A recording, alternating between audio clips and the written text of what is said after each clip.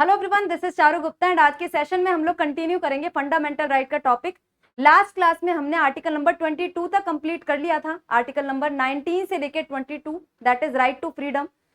एक एक आर्टिकल हमने बड़ी डिटेल में अच्छे से डिस्कस किया था। एक क्विक रिकैप उसका लेंगे एंड देन उसके बाद हमारा आर्टिकल नंबर 23 से हम लोग आगे स्टार्ट करेंगे। क्लास को आगे स्टार्ट करें, आगे सेशन को बढ़ाएं, उससे पहले आप लोगों के लिए एक इंपॉर्टेंट इन्फॉर्मेशन है। स्क्रीन पर आप लोग देख सकते हैं कि 7 स्टार पाठशाला की तरफ से बैचेस आपके लिए लॉन्च किए गए हैं। सिलेक्शन बैच है दिल्ली पुलिस को लेकर। क्या क्या चीजें आपको प्रोवाइड करवाई जाएगी? लाइव प्लस रिकॉर्डेड क्लासेस रहेंगी, मॉक टेस्ट रहेंगे, नोट्स की पीडीएफ आपको मिल जाएगी, डाउट सेशन फैकल्टी के साथ आपके लगवाए जाएंगे। इस कोर्स को अवेल करने के लिए आपको 7 स्टार पाठशाला का एप्लीकेशन इंस्टॉल करना पड़ेगा। एप्लीकेशन के अंदर जाके पर्टिकुलर बैच पे क्लिक करके आप लोगों को यहाँ पे जाके रजिस्टर करवाना है। हर क्लास डिटेल में स्टार्टिंग से बेसिक से लेकर एडवांस तक का आपको सारी चीजें सब फैकल्टी के माध्यम से बहुत अच्छे से पढ़वाई जाएंगी। तो यदि कोई बच्चा क्लासेस लेना चाहता है, बैच में रजिस्टर करना चाहता है, दिल्ली पुलिस 2025 के लिए तैयारी कर रहा है इन सारी पोस्ट के लिए, तो बिल्कुल वो इस बैच को अभी जाकर एनरोल करवा सकता है, इस बैच में एनरोल करवा सकता है। दूसरा बैच है एसएससी जीडी को लेकर 2026 के लिए। फैसिलिटी सारी आपकी सिमिलर ही रहेंगी, लाइव प्लस रिकॉर्डेड क्लासेस रहेंगी, मॉक टेस्ट है, नोट्स की पीडीएफ है, डाउट सेशन है एक्सेट्रा। प्लस आपको इस चीज को अवेल करना है, अगेन वही 7 स्टार पाठशाला की एप्लीकेशन को इंस्टॉल करना है। उसमें जाके जिस बैच को परचेज करना चाहते हो उस पर आपको क्लिक करना है और रजिस्टर पे क्लिक करना है। आप एनरोल उसके अंदर हो जाओगे और सारी सुविधाएं आपको जो भी मिलती है ये सारी यहाँ पे लिखी हुई हैं, ये सारी आप अवेल करने के लिए एलिजिबल हो जाओगे। ठीक है, तो जो भी बच्चा तैयारी कर रहा है प्लीज कंसीडर करना है इस बैच को लेने के लिए, क्योंकि सारी चीजें आपको बेसिक से लेकर एडवांस तैयारी यहाँ पर करवाई जा रही है। इसके बाद हम लोग स्टार्ट करते हैं फंडामेंटल राइट्स में। हमने आर्टिकल नंबर 19 से लेकर 22 पढ़ा था। 19 के अंदर 6 स्वतंत्रताएं पढ़ी थी। 22 के अंदर हमने अपराधों के लिए दोष सिद्धि के संबंध में संरक्षण, यदि आपने कोई अपराध किया है, आपको दोष सिद्ध ठहराया जा रहा है, कन्विक्ट बनाया जा रहा है, तो आपके पास क्या क्या सेफगार्ड्स अवेलेबल हैं ये देखा था हमने। देखो 19 में 6 प्रकार की स्वतंत्रता हो गई, स्टोरी के माध्यम से याद की थी। आर्टिकल नंबर 20 के अंदर भी हमने 3 क्या पढ़े थे कि 3 चीजें होती है इसके अंदर, 3 सिचुएशंस होती है। एक तो आपको खुद के खिलाफ गवाही देने के लिए बाध्य नहीं किया जाएगा, एक अपराध के लिए 2 बार सजा नहीं सुनाई जाएगी, और किसी ऐसे अपराध के लिए सजा नहीं दी जाएगी जिसके लिए अपराध करते समय कानून मौजूद नहीं है। यदि आपने अपराध किया है, इस वक्त कानून मौजूद है तो आपको सजा मिलेगी, लेकिन जिस वक्त आपने अपराध किया उस वक्त कानून नहीं है तो आपको सजा नहीं मिलेगी। ये तीनों चीजें हमने इसमें देखी थी। 21 राइट टू लाइफ, प्राण और दैहिक स्वतंत्रता का अधिकार, ये सारे राइट्स इसके अंदर आते हैं। शिक्षा का अधिकार, डिजिटल राइट, पर्यावरण प्रदूषण के खिलाफ अधिकार, जलवायु परिवर्तन के दुष्प्रभाव के विरुद्ध अधिकार, निजता का अधिकार, एक्सेट्रा एक्सेट्रा। काफी लंबी लिस्ट है, इसको एक बार अच्छे से देख लेना, इसमें से क्वेश्चन पूछा जाता है। Article number 21A right to education, amendment number 86 2002 के माध्यम से ऐड किया गया था। 6 से 14 साल तक के बच्चों के लिए फ्री एंड कंपलसरी एजुकेशन, इसको लागू करने के लिए, एनफोर्स करने के लिए, इम्प्लाई करने के लिए गवर्नमेंट ने या फिर हमारी संसद ने एक एक्ट बनाया था, राइट टू एजुकेशन एक्ट 2009, जो कि इंप्लीमेंट किया गया था 2010 से। इसके बाद हमने देखा आर्टिकल नंबर 22 जिसमें आपके लिए कुछ दशाओं में गिरफ्तारी और निरोध से संरक्षण है। निरोध मतलब होता है डिटेंशन, आपको बंदी बना लिया जाना। तो साधारण कानून के तहत हिरासत होती है और एक निवारक निरोध होता है। आपने कोई अपराध किया और फिर आपको गिरफ्तार किया जा रहा है तो साधारण कानून के तहत हिरासत। अपराध करने से पहले ही शक के आधार पर गिरफ्तार कर लिया तो निवारक निरोध, मतलब आपको संदेह के आधार पर, शक के आधार पर कि आप आगे अपराध कर सकते हो, उसके लिए पहले ही गिरफ्तार यदि कर लिया जाए तो दैट इज कॉल्ड निवारक निरोध। ठीक है, प्रिवेंटिव डिटेंशन इसको बोला जाता है। क्या बोलते हैं? प्रिवेंटिव डिटेंशन, मतलब कि आपको क्या करा, अपराध करने से प्रिवेंट कर लिया, रोक लिया। गिरफ्तारी का कारण बताना पड़ेगा। यदि आपको इस तरीके से गिरफ्तार किया जा रहा है तो आपको गिरफ्तारी का कारण बताना पड़ेगा, अपनी पसंद के एडवोकेट से सलाह करने के लिए टाइम देना पड़ेगा, प्लस 24 घंटे के अंदर अंदर लोकल मजिस्ट्रेट को प्रस्तुत करना पड़ेगा। ये सारी चीजें आपके लिए करनी पड़ेंगी। इसके बाद हमने शुरू करा है आर्टिकल नंबर 23 और 24। लास्ट क्लास में लिखा नहीं था, अभी आपको लिखा हुआ दिखाई दे रहा है, क्योंकि लास्ट क्लास मैंने शुरू कर दी थी लेकिन टेक्निकल ग्लिच की वजह से वो बीच में ही खत्म हो गई। तो ये मैंने लिख दिया था, आपको पढ़ा दिया था, सारी चीजें करा दी थी। देन उसके बाद क्लास मैंने देखा कि वो तो क्लास चल ही नहीं रही, तो ये सारी चीजें लिखी हुई हैं। बोल के मैं आपको बता देती हूँ। शोषण के विरुद्ध अधिकार है आर्टिकल नंबर 23-24। आर्टिकल नंबर 23 जहां पे बात करता है मानव दुर्व्यापार, बेगार और बलात् श्रम का प्रतिषेध। मानव दुर्व्यापार क्या होता है? ह्यूमन ट्रैफिकिंग आप सभी लोग जानते हैं, लोगों को मतलब लोगों का व्यापार करना, लोगों को एक जगह से दूसरी जगह पर लेकर जाना और उनसे इस तरीके का काम करवाना जो कि इलीगल है। जैसे बच्चों को एक जगह से दूसरी जगह आपने ट्रांसफर किया, उनका व्यापार किया।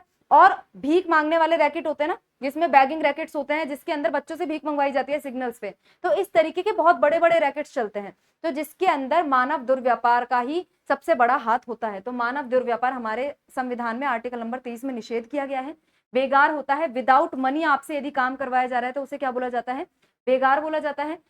इसके बाद बलात् श्रम का प्रतिषेध, मतलब कि फोर्स लेबर को मना किया जा रहा है। यदि आप कोई काम नहीं करना चाहते, जबरदस्ती आपसे करवाया जा रहा है, तो that is called force labour और बलात् श्रम। विदाउट मनी आपसे काम कैसे करवाया जा सकता है, इसके लिए आप एक एग्जाम्पल समझो। जैसे मान लो कि कोई किसान है, किसान ने कहाँ पे काम करता है, इस खेत में काम करता है, और ये खेत किसका है, इस जमींदार का है। ये जमींदार है ए और ये किसान है हमारा बी, ठीक है। इसके खेत में आकर ये काम करता है। अब इसने यहाँ पर आकर काम किया, ठीक है। लेकिन यदि मान लो कि यहाँ पे काम करने के बदले में इसको क्या है, काम तो कर रहा है, ये प्रोड्यूस इसका सारा खुद इस्तेमाल करेगा, लेकिन इसको क्या करना है, अपने जमींदार को लगान देना है या फिर टैक्स देना है, रेंट देना है। मान लो इनके बीच में ये एग्रीमेंट है, ये इसकी फसल बेचारे की हो नहीं पा रही और ये इसको लगान दे नहीं पा रहा, लेकिन ये तो एक के बाद एक ब्याज चढ़ाई जा रहा है, लगान चढ़ाया जा रहा है। मान लो ये इन्होंने महीने का फिक्स कर रखा है कि महीने का मुझे कितना रुपए चाहिए, 5,000 रुपए चाहिए 1 मिनट के लिए। मान लो ये सब हाइपोथेटिकल है, हम इमेजिन कर रहे हैं। ए ने बोल दिया मेरी जमीन है, इस पे तू खेती कर, कमा खा आराम से, हर महीने का मुझे 5,000 रुपए दे दिया कर। इसकी बेचारे की खेती इतनी नहीं हो पा रही, प्रोड्यूस इतनी नहीं हो पा रही, कहां से देगा 5,000 रुपए। धीरे धीरे करके इसके ऊपर इतना कर्जा चढ़ गया, इसकी ये बेचारा क्या हो गया, अब बूढ़ा हो गया, इसके पास, इसने क्या बोला, मैं काम नहीं कर सकता और इतना सारा मेरे ऊपर कर्जा चढ़ गया, अब मैं इसको चुका भी नहीं पाऊंगा। तो इसने क्या बोला ए ने कि तू जो तेरा बेटा है ना सी, इसको काम करने के लिए खेत पे भेज दे, इससे मैं अपना पैसा निकलवा लूंगा, इससे काम करवा लूंगा। अब जब बी का बेटा सी काम करने के लिए खेत पे गया तो ए ने क्या बोला कि अब मैं तुझे पैसे नहीं दूंगा, जो तेरे पिताजी ने कर्ज लिया था, जो लगान नहीं चुकाया था, उसके बदले में तुझे क्या करना पड़ेगा, यहाँ पे काम करना पड़ेगा। इस तरीके के काम भी होते हैं। बेचारे सी की कोई गलती नहीं थी, ना ही गलती तो बी की भी नहीं थी, इस तरीके का सिस्टम पहले चला करता था, ठीक है। तो इसलिए ही स्पेशली इस चीज को डाला गया कि बेगार करवाना निषेध है, आप किसी को इस तरीके से जबरदस्ती रख के बिना पैसा दिए उससे काम इस तरीके से नहीं करवा सकते। तो सी से यदि इस तरीके का कोई काम करवाया जाता है, दैट इज अगेंस्ट आर्टिकल 23, याद रखना है, ठीक है। तो एग्जाम्पल के लिए हमने समझ लिया कि बेगार क्या होता है, आई होप आपको समझ में आ गया होगा, नहीं भी आया तो भी इतना लोड लेने की जरूरत नहीं है, ठीक है। बलात् श्रम, बेगार और मानव तस्करी आर्टिकल नंबर 23 में क्या किया गया है, निषेध किया गया है, याद रखना है। इसमें एक चीज और याद रख सकते हो कि आपको यदि गवर्नमेंट के द्वारा आह्वान किया जाता है, गवर्नमेंट के द्वारा सार्वजनिक सेवा के लिए बुलाया जाता है, पब्लिक सर्विस के लिए, किसके लिए, यदि सरकार द्वारा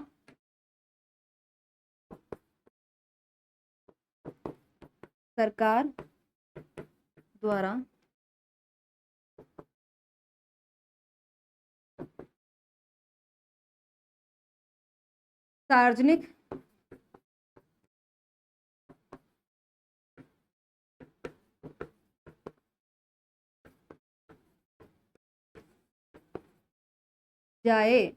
जाए तो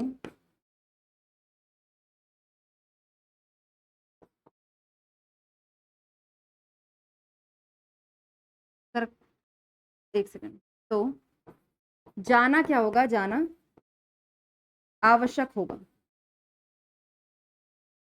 इसको यदि आप लिखो ना, एग्जैक्ट वर्ड्स यदि लिखो, सार्वजनिक सेवा की जगह लिख लो अनिवार्य सेवा, जिससे आपको एकदम क्लियर रहे। सरकार द्वारा अनिवार्य सेवा हेतु आह्वान किया जाता है तो आप लोगों को जाना अनिवार्य होगा। तब आप ये नहीं कह सकते कि हमसे जबरदस्ती काम करवाया जा रहा है, हमसे तो फोर्स लेबर करवाई जा रही है, हमसे तो बिना पैसा के दिए सरकार हमसे काम ले रही है। सरकार ने बोला है अनिवार्य मैंडेटरी सर्विसेज हैं, देश को आपकी जरूरत है, इस वक्त युद्ध की सिचुएशन है, इस वक्त ऐसी सिचुएशन है, आप लोगों की जरूरत है, आपको बुलाया जाता है देश की सेवा में काम करने के लिए, अनिवार्य सेवा है तो आपको जाना पड़ेगा। इसमें ये सारी चीजें अप्लाई नहीं होंगी, ठीक है।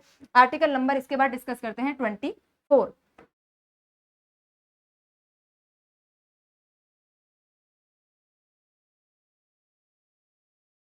आर्टिकल नंबर देखो 24।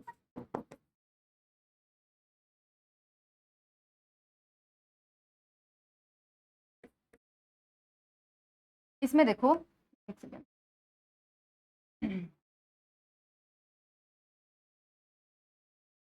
14 वर्ष से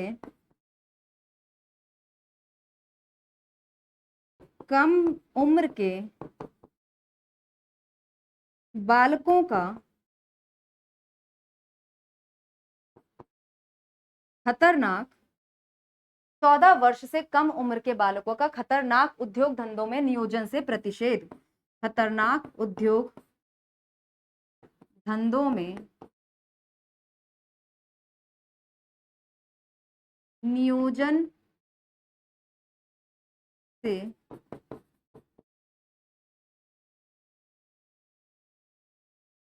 प्रतिषेध। ठीक है, 14 वर्ष से कम उम्र के जो बालक हैं उनको हैजार्डस इंडस्ट्रीज में नहीं लगाया जाएगा।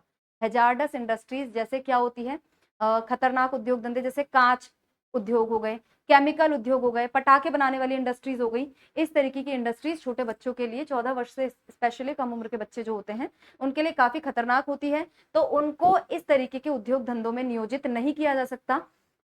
यदि अब यहाँ पे भी एक कैच है, खतरनाक उद्योग धंधे लिखा हुआ है, लेकिन यदि कोई साधारण उद्योग धंधा है जो कि फैमिली बिजनेस है, रन किया जा रहा है फैमिली के द्वारा, जैसे मान लो कि आपका डिपार्टमेंटल स्टोर है, आपके घर के अंदर ही है, मान लो कि जैसे होता है ना, ऐसे घर में ऊपर मकान होता है, नीचे दुकान होती है, इस तरीके की सेटअप हम देखते हैं। उसमें यदि मान लो कोई बच्चा घर पे अपनी दुकान पे आके बैठ जाता है 2-4 घंटे के लिए, अपने फादर की, अपने पेरेंट्स की हेल्प करवा देता है, तो उसको क्या नहीं माना जाएगा, उसको आर्टिकल नंबर 24 का उल्लंघन नहीं माना जाएगा, क्योंकि एक तो घर का काम है, प्लस उसमें कोई खतरनाक उद्योग धंधा नहीं है, और वो फैमिली बिजनेस में हेल्प करवा रहा है, अपनी मर्जी से करवा रहा है, और वो हेल्प ही है, उसको एग्जैक्ट उसको काम में नियोजित नहीं किया गया है। ठीक है, तो इस तरीके की चीज आप ध्यान में रख सकते हो। बाकी आपसे जो पूछा जाएगा वो ये है कि 14 वर्ष से कम उम्र के बालकों को, बालक बालिकाओं को खतरनाक उद्योग धंधों में नियोजित नहीं किया जाना चाहिए। यहाँ पे 2 आर्टिकल हमारे कंप्लीट होते हैं, जो कि आर्टिकल नंबर 23-24 शोषण के विरुद्ध अधिकार है। इसके बाद ध्यान रखना है, आर्टिकल नंबर 23 ह्यूमन ट्रैफिकिंग, बलात्, श्रम और बेगार के अगेंस्ट है। 24 बच्चों से संबंधित है, बच्चों को नियोजित नहीं करना खतरनाक उद्योग धंधों में। और बच्चों की उम्र कितनी बताई गई है, 14 वर्ष से कम वाले। नॉर्मली हमारे देश में चाइल्ड किसको कंसीडर किया जाता है, जो 18 ईयर्स से लेस वाले होते हैं, तो यहाँ पे 18 नहीं है, 14 है, ध्यान रखना है। ठीक है, आगे बढ़ते हैं। आर्टिकल नंबर नेक्स्ट बताओ क्या आएगा, लिस्ट में से याद करके सोचो। 25 से 28 कौन से आर्टिकल है, आर्टिकल नंबर 25 से 28 जो हमने लिस्ट में लिखे थे कौन से आर्टिकल है, धार्मिक स्वतंत्रता का अधिकार। ठीक है, धार्मिक स्वतंत्रता का अधिकार, right to freedom of religion, आपको अपना धर्म को मानने का अधिकार है। ये चीज हमारे देश में आर्टिकल नंबर 25 से लेके 28 के बीच में धर्म से संबंधित बातें सारी लिखी गई हैं, जिसमें आर्टिकल नंबर 25 सबसे पहले यदि बात करें तो किसकी बात करता है, आप मुझे सबसे पहले कमेंट बॉक्स में ये जरूर बताएंगे कि धर्म से संबंधित एक चीज हमारे, हमने किसमें भी देखी थी, प्रियम्बल में भी देखी थी, जो लास्ट मैंने चैप्टर आपको पढ़ाया था प्रियम्बल वाला, उसमें हमने देखा था कि 42वें संविधान संशोधन से 3 वर्ड्स ऐड किए गए थे हमारी प्रियम्बल में। तो वो 3 वर्ड्स में से एक वर्ड किससे रिलेटेड था, रिलीजन से ही ऑलमोस्ट आप उसको रिलेटेड कह सकते हो। ठीक है, तो आप तो मुझे ये बता दो कि 3 वर्ड्स कौन से प्रियम्बल में ऐड किए गए थे और किस वर्ड की मैं बात कर रही हूँ। यदि आप समझ गए हैं तो आप कॉमेंट बॉक्स में जरूर लिखें। ठीक है, अब इसमें बात करो आर्टिकल नंबर 25 की। आर्टिकल नंबर 25 क्या कहता है,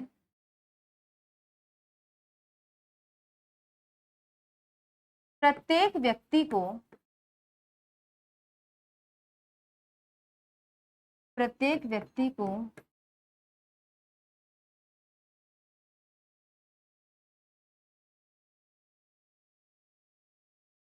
अपने धर्म को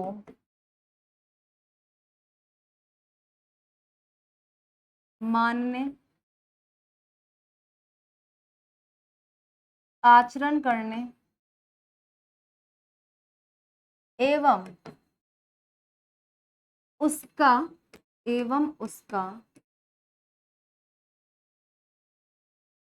प्रचार प्रसार करने, प्रचार प्रसार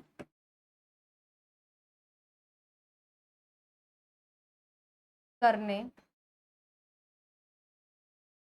की स्वतंत्रता होगी। ठीक है, इसमें एक चीज और आती है, एक चीज तो ये ले लो। ठीक है, पहला पॉइंट ये, और दूसरा पॉइंट क्या है, अंतःकरण की स्वतंत्रता। ये भी किसमें दिया गया है, आर्टिकल नंबर 25 में। ठीक है, अंतःकरण मतलब क्या होता है, फ्रीडम ऑफ कॉन्शियंस, कॉन्शियंस या कंशाइंस जिसको बोलते हैं। आपका अंतःकरण क्या कहता है, आप किसी धर्म को मानना भी चाहते हो या नहीं, आप क्या चाहते हो, मैं तो किसी भी धर्म को नहीं मानता, मैं तो चाहता हूँ मैं घर में बैठकर, और मतलब एक सुप्रीम पावर को तो मैं मानता हूँ लेकिन किसी धर्म में विश्वास नहीं रखता। या फिर कोई ऐसा व्यक्ति हो सकता है जो स्पिरिचुअलिटी में ही विश्वास नहीं रखता। हर व्यक्ति का अंतःकरण जो कहता है उस हिसाब से वो काम कर सकता है।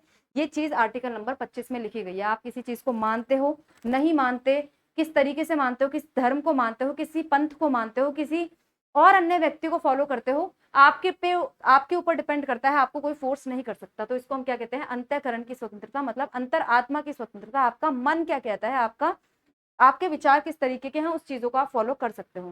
दूसरा, यदि आप किसी धर्म को मानते हो तो आपको उस धर्म को मानने, आचरण करने और उसका प्रचार प्रसार करने की स्वतंत्रता होगी। टू प्रोफेस, प्रैक्टिस और प्रोपोगेट, ये 3 वर्ड्स लिखे गए हैं आर्टिकल नंबर 25 के अंदर। ठीक है, to profess, practice and propagate your religion. आप किसी धर्म को मान सकते हो, मान रहे हो, जैसे हिंदू धर्म को यदि आप मान रहे हो तो उसका आचरण करोगे। आचरण करने के लिए क्या करोगे, मंदिर मस्जिद में जाओगे, भंडारों में जाओगे। ठीक है, जो भी उनकी रैलीज यदि ऑर्गेनाइज हो रही है तो उसमें जाओगे। प्रचार प्रसार, मान लिया, आचरण करने के लिए आप मंदिर में चले गए, प्लस प्रचार प्रसार करना, यदि उसको धर्म को आगे बढ़ाने के लिए किसी भी तरीके से कोई भी कवायद की जा रही है, कोई फंक्शन ऑर्गेनाइज किया जा रहा है, कोई रैली ऑर्गेनाइज की जा रही है, तो उसमें भी आप हिस्सा लोगे, लेने से कोई मना नहीं करेगा। तो ये बातें किसमें लिखी गई है, आर्टिकल नंबर 25 में लिखी गई है। पहली, अंतःकरण की स्वतंत्रता, जिसके अंदर आपको क्या बोला गया है, आप अपनी मन की बात मानोगे, जैसी आपकी अंतरात्मा कह रही है उसके हिसाब से आप चीजें फॉलो करोगे। आप चाहते हो किसी धर्म को मानना, वेल एंड गुड, मानो, नहीं चाहते तो नहीं मानो। धर्म को नहीं मानना, किसी व्यक्ति को फॉलो करना है, उस व्यक्ति को फॉलो कर सकते हो। कोई और आइडियोलॉजी पसंद आ रही है, उसे फॉलो कर सकते हो। दूसरी चीज, धर्म को मान रहे हो, जिस भी धर्म को मान रहे हो उसको मान सकते हो, उसका आचरण कर सकते हो, उसका प्रचार प्रसार कर सकते हो, कोई आपको रोकेगा नहीं। नेक्स्ट क्या है हमारे पास, आर्टिकल नंबर 26, एक सेकंड, 10 15, आर्टिकल नंबर 26, ये क्या है, धार्मिक संस्थाओं से जुड़ा हुआ है। धार्मिक संस्थाओं का, धार्मिक संस्थाओं का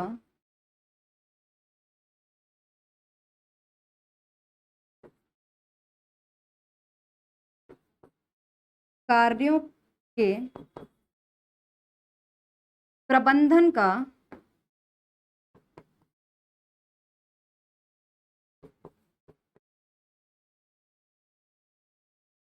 धार्मिक संस्थाओं का अपने कार्यों के प्रबंधन का अधिकार। यदि कोई धार्मिक संस्था है तो वो अपने हिसाब से धार्मिक संस्था का, अपने कार्यों का प्रबंधन कर सकती है। जैसे कोई गुरुद्वारा है, गुरुद्वारा चाहता है, आपको पता है ना गुरुद्वारे में हर साल क्या होते हैं, जैसे जहां पे मैं रह रही हूँ उस वक्त तो यहाँ पे क्या होता है, हर साल गुरुद्वारे में भंडारा होता है। ठीक है, तो ये कौन डिसीजन लेता है, भंडारा करवाना है, गुरुद्वारा लेता है। उसको मैनेज करता है किस तरीके से, वहां पे कितने लोग खाने के लिए आते हैं बताओ, तो उन सभी को मैनेज करना, किस तरीके से व्यवस्थाएं चलेगी, ये सब चीजें मैनेज करने का काम कौन करता है, गुरुद्वारा करता है। ठीक है, इस तरीके से धार्मिक जो संस्थाएं हैं तो वो अपने कार्यों को, अपनी धार्मिक संस्थाओं के द्वारा किए जाने वाले कार्य प्लस धार्मिक संस्थाओं को मैनेज करते हैं, खुद से उनका प्रबंध करते हैं। ऐसे ही हिंदू धर्म में यदि और कोई भी चीजें हो रही है, कोई कथा हो रही है, जो भी काम यदि कोई संस्था करना चाहती है तो उसको मैनेज कौन कर सकते हैं, अपने हिसाब से विधि के अनुसार उनको मैनेज कर सकते हैं। समझ में आ गई बात। ठीक है, धार्मिक संस्थाओं का अपने कार्यों के प्रबंधन का अधिकार। नेक्स्ट, इतना ही याद रखना है, इसमें आपको ज्यादा रॉकेट साइंस इसको बनाना नहीं है। 27, पहले वाले में आप लोगों के अधिकार हैं, जिसके अंदर आप अपने मर्जी की बातें कर सकते हो, अपनी मर्जी का धर्म मान सकते हो, फॉलो कर सकते हो, सारी चीजें। दूसरे वाले में क्या है, संस्थाओं का अधिकार है। ठीक है, दूसरे वाले में जिन संस्थाओं में आप जाते हो उन संस्थाओं के अधिकार है कि वो अपने हिसाब से चीजें मैनेज करेंगे। तीसरा, अगेन क्या है, आपको एक फायदा दिया गया है कि क्या, देखो, किसी धर्म विशेष की, किसी धर्म विशेष की अभिवृद्धि हेतु, किसी धर्म विशेष की अभिवृद्धि हेतु करों के संदाय से छूट। इसका मतलब क्या है? कर के संदाय मतलब कर देने से छूट। यदि आपसे, आपको सभी को पता है क्या लेती है गवर्नमेंट, गवर्नमेंट क्या लेती है? टैक्स लेती है सबसे, है ना? टैक्स लेती है कि नहीं लेती? ठीक है, गवर्नमेंट क्या लेती है? सबसे टैक्स लेती है। टैक्स के पैसे का इस्तेमाल क्या किस पे किया जाता है? लोगों के लिए ही इस्तेमाल उसे किया जाता है। डिफरेंट प्रकार की योजनाएं चलाई जाती हैं और देश के विकास पर उसको खर्च किया जाता है।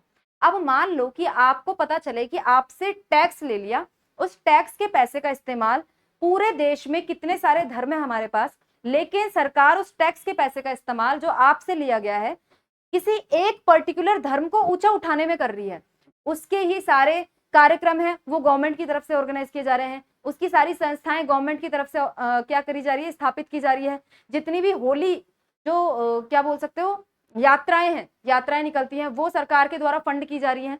जितना भी वहां पे खर्चा हो रहा है सब सरकार अपनी तरफ से फंड कर रही है। तो क्या आपको अच्छा लगेगा? क्या आप जिस भी धर्म से बिलोंग करते हो, आपको ऐसा लगेगा कि मैं जो पैसा दे रहा हूं किसी दूसरे धर्म को ऊंचा उठाने के लिए क्यों इस्तेमाल कर रहे हो? या तो यदि आप पैसा इस्तेमाल करना चाहते हो धर्म की अभिवृद्धि के लिए तो सबको बराबर बराबर बांटो, यदि नहीं करना चाहते तो फिर किसी को भी मत दो। आप एक धर्म को ऊंचा उठाने के लिए कैसे प्रयास कर रहे हो? जबकि भारत क्या है? एक पंथ निरपेक्ष राष्ट्र है, राज्य का खुद का कोई धर्म नहीं है, तो राज्य को एक धर्म को ऊंचा उठाने के लिए प्रयासरत नहीं रहना चाहिए।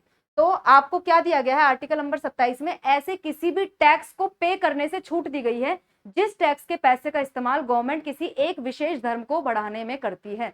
आप ऐसा टैक्स देने से मना कर सकते हो यदि आपको पता चलता है कि टैक्स के पैसे का इस्तेमाल गवर्नमेंट एक धर्म को बढ़ाने के लिए लगातार कर रही है, तो आप कहोगे हम तो टैक्स नहीं भर रहे।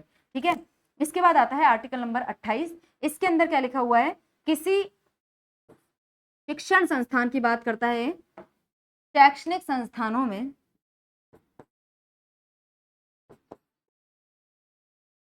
शैक्षणिक,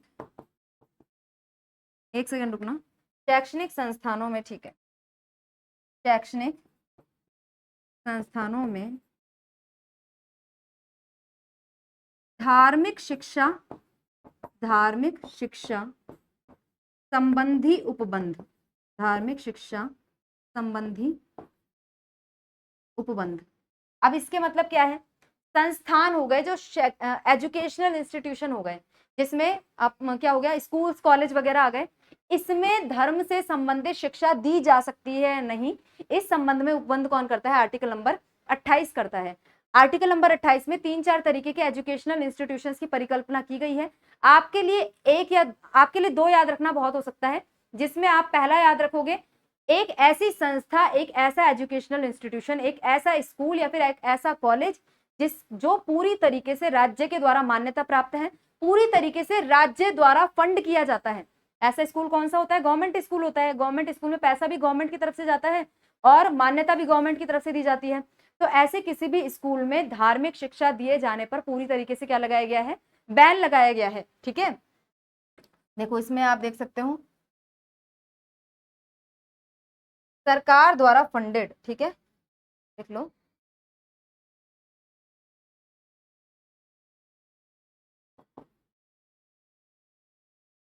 द्वारा पूर्णतः पोषित संस्थान में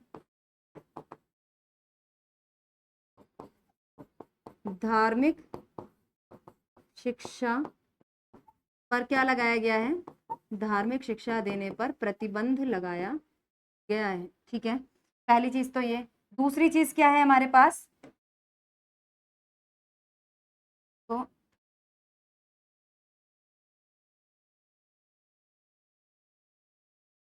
ठीक है, दूसरी चीज क्या है? अब ये तो सरकार द्वारा पूर्णतः पोषित है, पूर्णतः मान्यता प्राप्त है, गवर्नमेंट ही इसकी करता धरता है, सब कुछ सरकार के द्वारा ही किया जा रहा है। तो उसमें आप धार्मिक शिक्षा नहीं दे सकते। पता चले उसमें कल को कुरान पढ़ाने लग रहे हैं, पता चले कल को उसमें गीता पढ़ाने लग रहे हैं, या फिर कोई और बाइबल पढ़ा रहे हैं, कुछ पढ़ा रहे हैं, नहीं पढ़ा सकते आप। सीधी सीधी एनसीईआरटी पढ़ाओ और किताबें पढ़ाओ, ठीक है। दूसरा,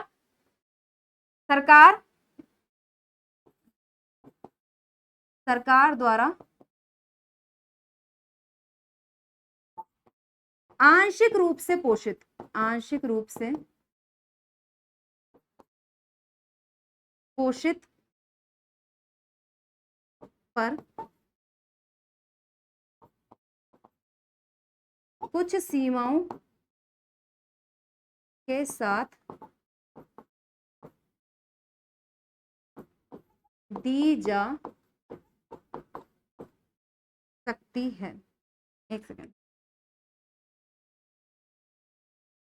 दी जा सकती है, ठीक है। यदि सरकार द्वारा पूरी तरीके से मान्यता प्राप्त है तो 0 एजुकेशन दी जाएगी धर्म वाली। यदि सरकार के द्वारा आंशिक रूप से मान्यता प्राप्त है, आंशिक रूप से पोषित किया जा रहा है, मान लो कोई चर्च के द्वारा चलाया गया स्कूल है, ठीक है, या फिर कोई ऐसा स्कूल है जो क्रिश्चियनिटी के को सपोर्ट करता है, लेकिन वो पूरी तरीके से सरकार उसे फंड भी नहीं करती, अब वो चलाए क्रिश्चियंस के द्वारा जा रहा है, तो वो उसके अंदर बाइबल के कुछ चैप्टर्स को पढ़वा सकते हैं, या फिर अपनी मॉर्निंग प्रेयर्स में असेंबली में शामिल किया जा सकता है इस चीज को, ठीक है। बाइबल के कुछ वर्सेस बच्चों को बताए जा सकते हैं, पढ़ाए जा सकते हैं। तो कुछ कुछ लिमिट के साथ आप उसमें, यदि सरकार पूरी तरीके से उसको फंड नहीं कर रही है, तो आप कुछ लिमिट के साथ उसमें क्या दे सकते हो, धार्मिक शिक्षा प्रदान कर सकते हो, आपको रोका नहीं जाएगा। तो ये था हमारा धार्मिक शिक्षा संबंधी अधिकार। पहले वाले में आपकी खुद की स्वतंत्रता है, आप किसी भी धर्म को मान सकते हो, आचरण कर सकते हो, उसका प्रचार प्रसार कर सकते हो, आपके मन में आए जैसी चीज आप कर सकते हो, ठीक है। धार्मिक संस्थाओं का अधिकार है आर्टिकल नंबर 26 में, वो अपने काम को मैनेज कर सकते हैं। आर्टिकल नंबर 27 टैक्स से रिलेटेड है, किसी एक धर्म को बढ़ाने के लिए टैक्स नहीं दिया जाएगा।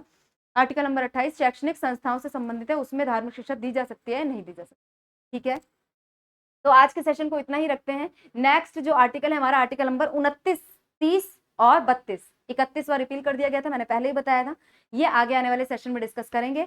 आई होप आपको चीजें समझ में आ रही हैं। यदि क्लासेस अच्छी लग रही हैं तो अपने साथ वाले स्टूडेंट्स को शेयर कर दो, जिससे कि सभी लोग साथ में आके इन क्लासेस का फायदा उठा पाए। फ्री रिसोर्सेज हैं तो उसका फायदा सभी को उठाना चाहिए, ठीक है। तो चलिए आज के सेशन में इतना ही रखते हैं। Thank you very much.